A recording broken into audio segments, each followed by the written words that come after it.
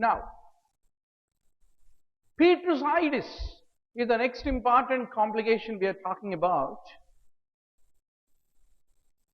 Any infection in the middle ear or mastoid spreads into the petrous part of the temporal bone. Temporal bone has got a squamous part, petrous part. We studied in anatomy, middle cranial fossa borders. Now, when will Petrositis develop? Either acute coalescent mastoiditis, latent mastoiditis, or any chronic middle ear infection, they all can spread into the petrous part of the temporal bone is what you need to remember. Now, what are the important clinical features? Grady-Negos syndrome is typically seen in Petrositis. Favorite MCQ of the examiner. What do you see in this? A combination. Sixth nerve palsy, sixth nerve supplies abductors. Hence, eye will come into a adducted position. Hence, it leads to diplopia. Then a deep-seated ear or a retroorbital pain because of the fifth cranial nerve involvement and a persistent ear discharge. The combination is called as the Grady-Negos syndrome is what you have to basically remember. Then suppose if all the three are not there, will you not diagnose Petrositis? Even a persistent ear discharge with or without deep-seated pain, in spite of cortical mastoidectomy, if the ear discharge remains persistent post mastoidectomy, you need to think possibility of Petrositis. That's the point of interest. Sometimes fever, headache, vomiting also can develop as the clinical presenting features. In some patients, there can be development of facial paralysis or recurrent vertigo. Now, what is needed to diagnose Petrositis? Obviously, you can't see through otoscope. It is in petrous part of temporal bone. So, CT and MRI. If you do the CT scan, you can be able to appreciate the bony details of the petrous apex and the air cells. MRI will enable you to know whether there is any collection of pus in the petrous part of temporal bone. So, how do you want to treat this, doctor? Once more, cortical, modified, radical or radical mastoidectomy, if it is not done previously, need to be done now. Because the presence of Petrositis itself becomes an indication. And from the mastoid or middle ear into the petrous part of temporal bone, you should identify that fistulous tract and try to extirpate it. Then typically this fistulous tract is there now, which is carrying infection from mastoid into the petrous part of temporal bone. It basically starts in the posterior superior cells of the mastoid in an area which is called as Trotman's triangle is what you need to remember, which is the origin for the fistula between mastoid infection to petrous part of the temporal bones infection. And most cases in the modern era are treated basically by powerful antibiotics which we have. In the earlier days of pre-antibiotic era, Petrositis is more often a complication. Now, doc, facial paralysis is another important complication of the middle ear infections which we need to know. It can be a complication of both acute otitis media and also chronic otitis media. But in ASOM, the facial nerve palsy often recovers, and the presence of the facial palsy in a case of the ASOM becomes an indication for myringotomy or cortical mastoidectomy, the development of the facial nerve paralysis. Commonly asked question in the entrance. There is a patient of ASOM along with facial nerve palsy. What do you want to do? That becomes an indication for myringotomy and cortical mastoidectomy is what need to be understood. Now, in CSOM, why does it form facial nerve palsy? Because CSOM can lead to cholesteatoma or a granulation tissue which can go and invade the facial canal, and if at all facial nerve palsy develops, that is an indication for an urgent exploration of the middle ear and mastoid in case of the CSOM is what I want to underscore to all of you. Now, the next important complication we are now talking about is,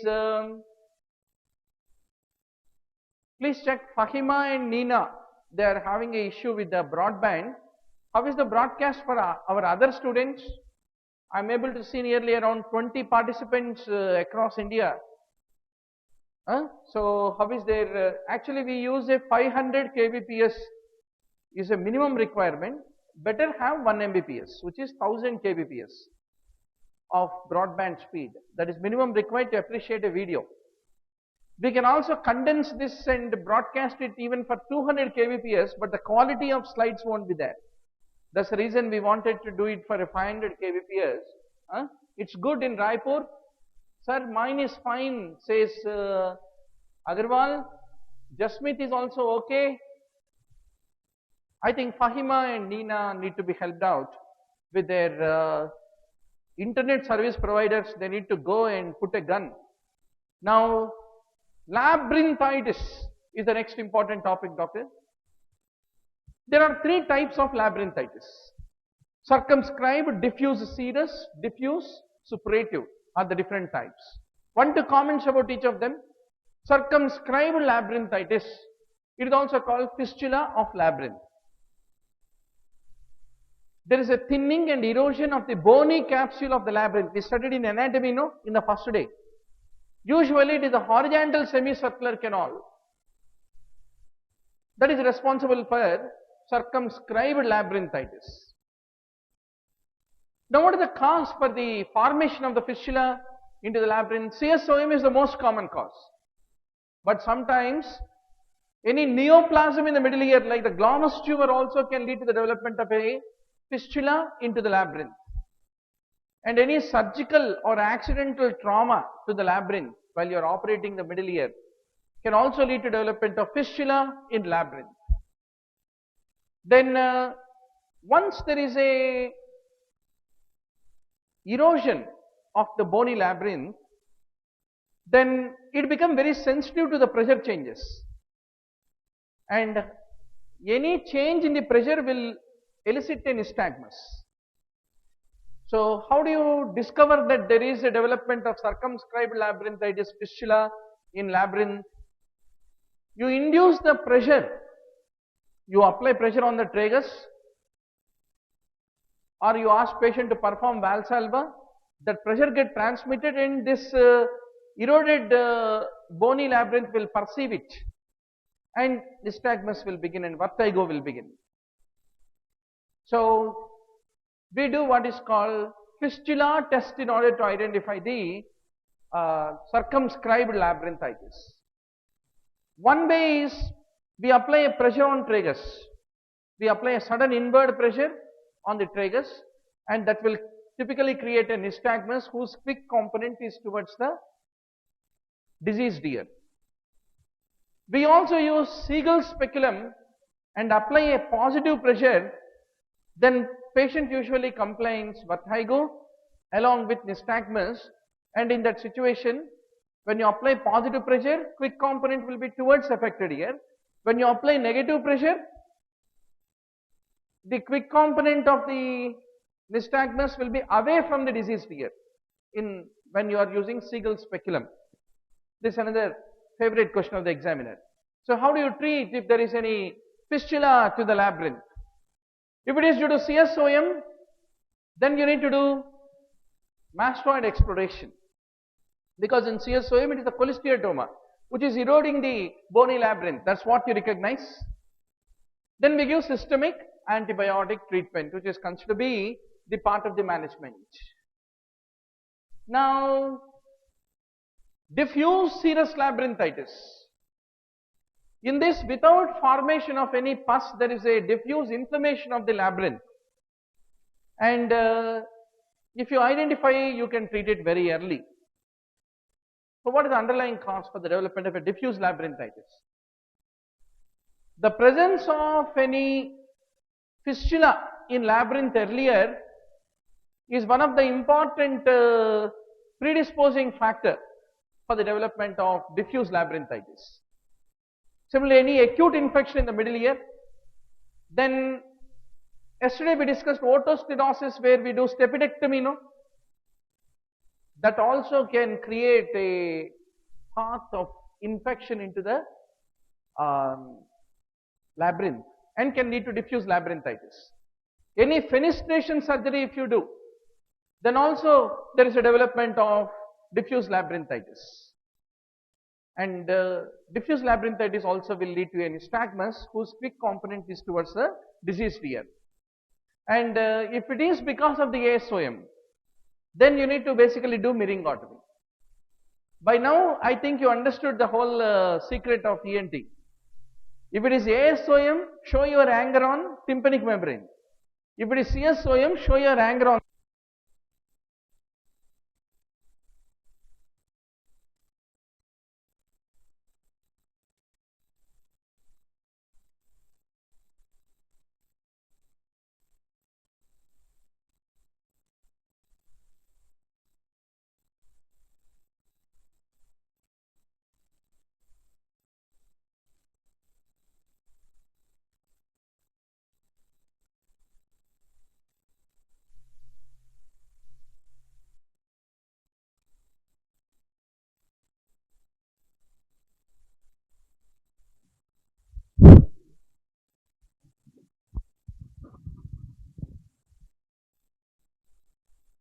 Yeah. Diffuse suppurative labyrinthitis. Any diffuse pyogenic infection of the labyrinth where there is a pus with the loss of the vestibular and cochlear functions usually follows serous labyrinthitis. But what is the difference? In this there will be nystagmus, but the quick component will be towards the healthy side, unlike in case of the earlier two types of labyrinthitis, which is labyrinthine fistula, other diffuse non-suppurative labyrinthitis where the quick component is towards the diseased ear. And patient is markedly toxic. There is in the inner ear there is pus, means toxic, and there is a total loss of hearing, and in about 3 to 6 weeks they get adapted and their vertigo, tinnitus they will overcome. Now doc, few quick comments on the various intracranial complications of the otitis media.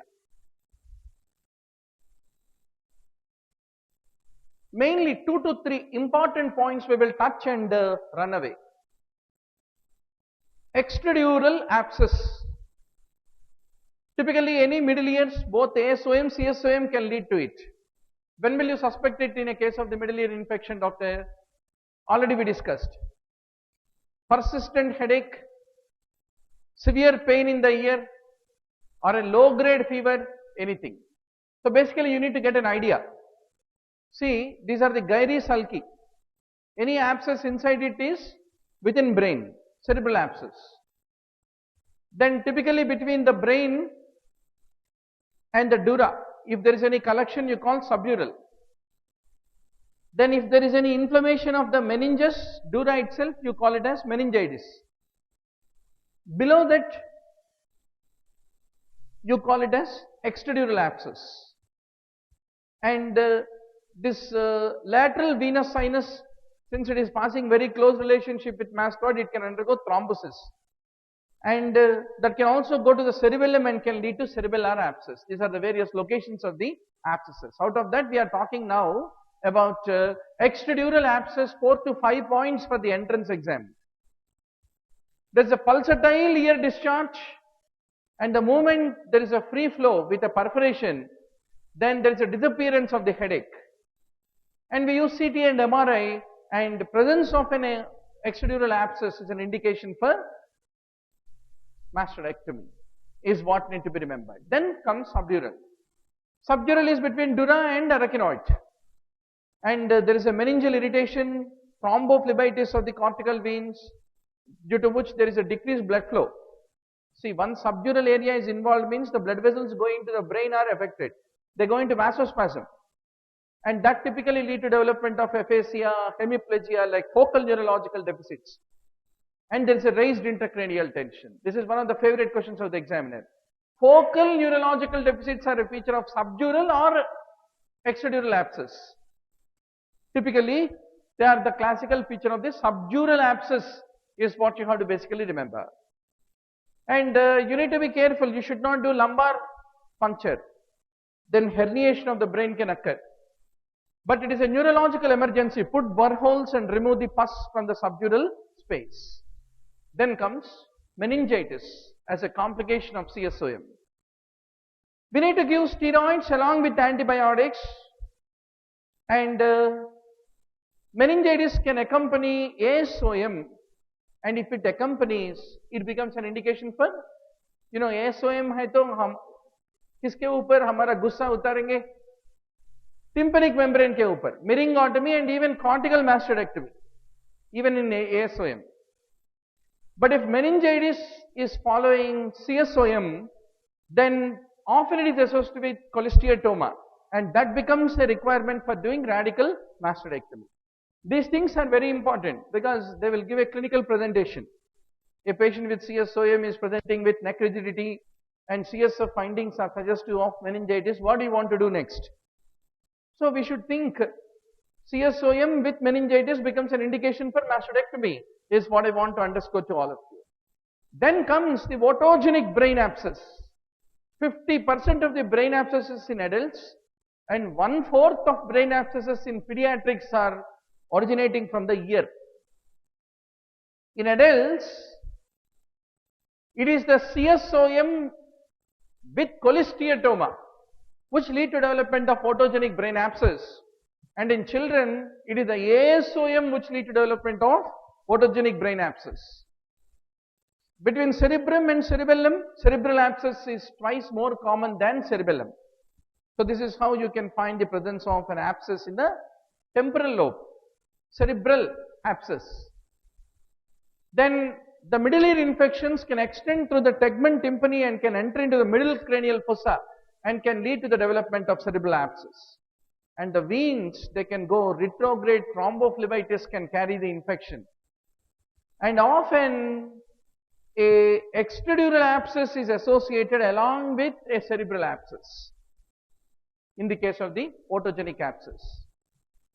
Then cerebellar abscess, typically it can be due to the direct extension which can come from the Trotman's triangle, or it can be because of a retrograde thrombophlebitis. Anything can lead to the development of cerebellar abscess. Now doctor, comes a very, very important MCQ in the exam. Temporal lobe में abscess है तो what are the presenting features? You need to be 100% sure on this question. Nominal aphasia. See, you have a frontal lobe, temporal lobe, occipital lobe, parietal lobe. Nominal aphasia. When the temporal lobe dominant, right-sided guy में left temporal lobe is dominant. If the abscess is in the dominant hemisphere, there is a nominal aphasia and patient has a difficulty to name the object. If you show pen, if you show key, he can't pick up the word pen and key for that. Homonymous hemianopia is another important classical feature of the temporal lobe abscess. And usually, it is the upper quadrant hemianopias are more common with the temporal lobe. Then there can be contralateral motor paralysis which can be there, epileptic fits can be there, and if uncinate gyrus of the temporal lobe is involved, there can be development of lip smacking, etc., which can occur. And oculomotor nerve will be passing in very close relation, so temporal lobe abscess can lead to development of oculomotor palsy, and there can be a transtentorial herniation. Anything can be the complications. The next important feature is the cerebellar abscess.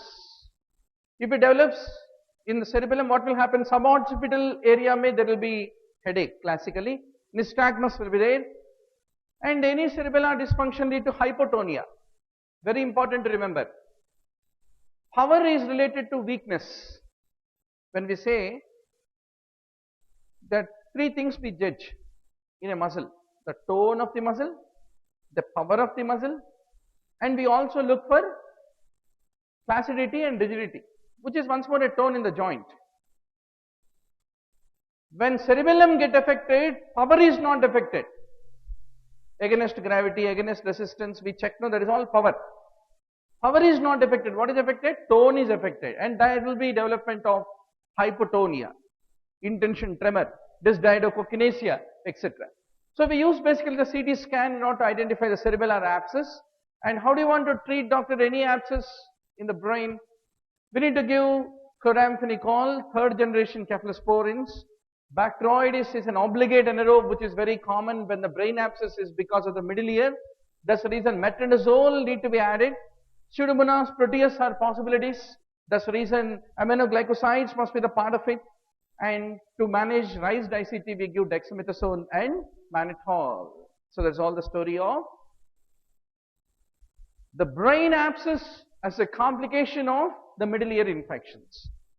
The next important thing is lateral sinus thrombophlebitis is the complication of the middle ear infections which we need to be sure. Can you give the notes? Now, what are 3 to 4 points that you need to know about the lateral sinus thrombophlebitis?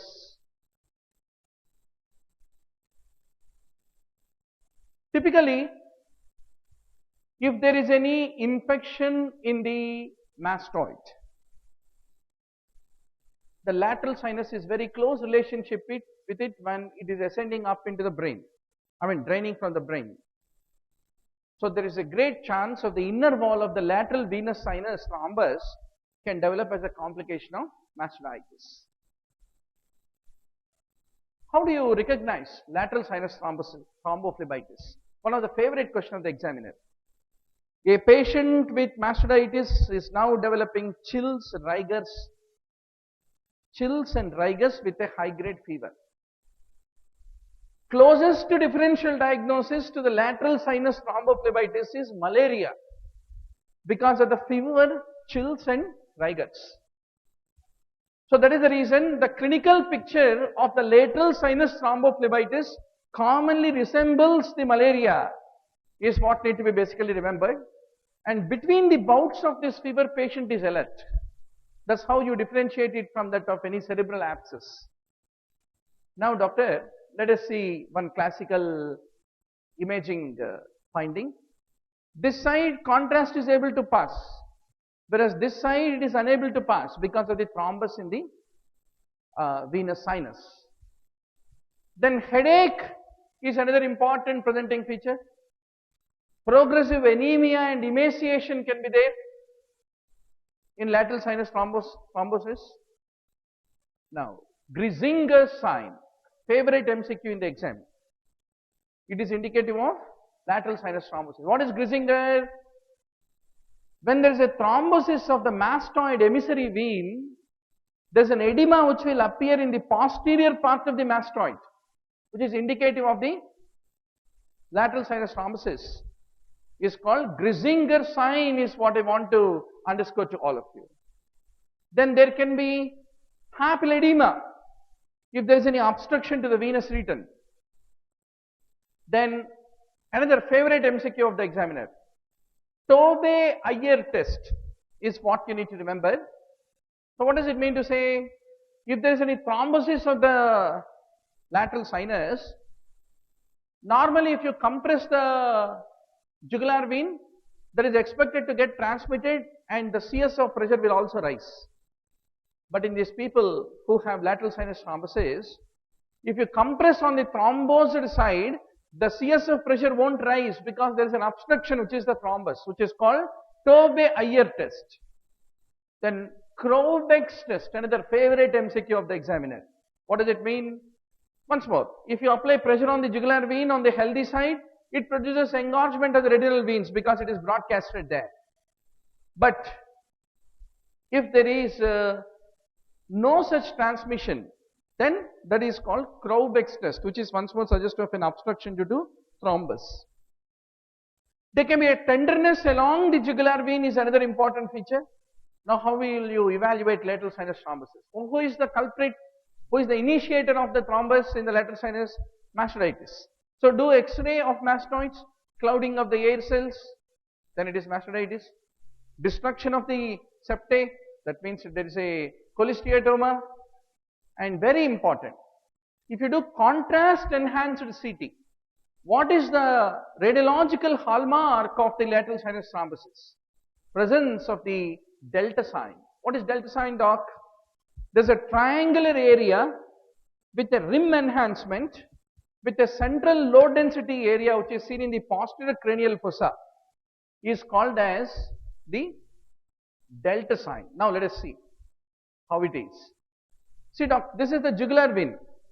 Into that who is draining? Through petrosal sinus, cavernous sinus is draining. Then here you are having the sigmoid sinus, straight sinus, inferior sagittal and superior sagittal sinus. Then you are having the internal cerebral and the vein of Galen. So these are the important structures. Now we are talking about what is called delta sign, otherwise called empty delta sign. Typically there is a hyperintense rim with a central lucency, which is basically called the empty delta sign, which is a very important sign of the lateral sinus thrombosis, is what you have to fundamentally understand. Now, where do you see this delta sign? MR imaging. Then what are the complications if there is a lateral sinus thrombus? It can lead to development of septicemia, pyemic abscess, meningitis, subdural abscess, cerebellar abscess. Anything can happen, and that can spread down and can involve the jugular venous bulb, and that can lead to development of 9th and 12th cranial nerve involvement, etc., etc. Now, the lateral sinus has a close relation with other sinuses. So we have a cavernous sinus thrombosis, which can be a complication which can occur because of the middle ear infection. So how do you treat, doctor? Expose that venous sinus and try to remove the thrombus and try to ligate the internal jugular vein and give anticoagulant therapy, which is considered to be the management of choice. Finally, we have otitic hydrocephalus, which is the next important complication, where there is a raised ICT, but if you take the CSF, there will be normal CSF findings. Typically, in which subset of population do you have otitic hydrocephalus developing due to the middle ear infection? Pediatric population more commonly than in the case of the adults. A otitic hydrocephalus can develop in a case of the CSOM because of an underlying lateral sinus thrombosis can predispose. And why there is development of hydrocephalus if there is a lateral sinus thrombosis? Obviously, the CSF will drain into arachnoid granulations. From there, the drainage is into the venous sinuses.